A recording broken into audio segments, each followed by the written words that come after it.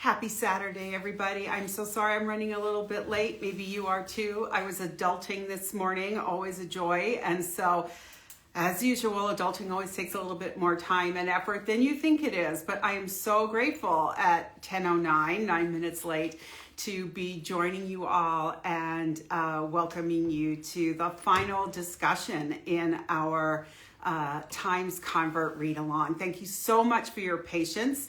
We always have this agreement, sort of an unsaid agreement, supposedly that you're going to wait. You wait 4 minutes for an assistant professor and 7 minutes for an associate professor and 10 minutes for a full professor. So I just made it. But I never make my classes wait 10 minutes for me. So I'm really, really apologetic about making you wait this morning. I've got some of your great questions. We pulled them off comments that you've made on posts in various forums. But first, I just wanted to say something in summary. And this really comes from my heart, and it's about how much I have really enjoyed reading your comments on the posts, watching you make connections between the book Times Convert, the present circumstances, your own family, recognizing places from the beautiful pictures that Kat and connection. Oh, there we are again. It was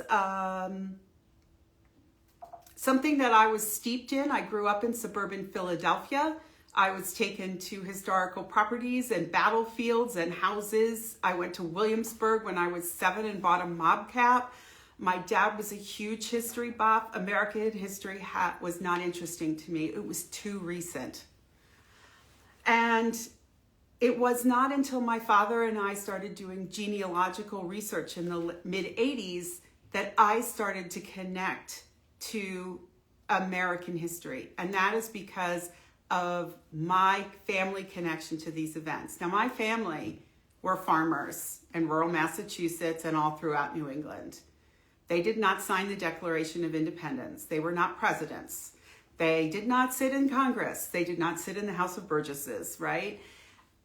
But they experienced these events that I'd heard about in classes, and I'd visited sites, and I was like, wait a minute. This direct ancestor was at Trenton, that battle. I have a connection to that.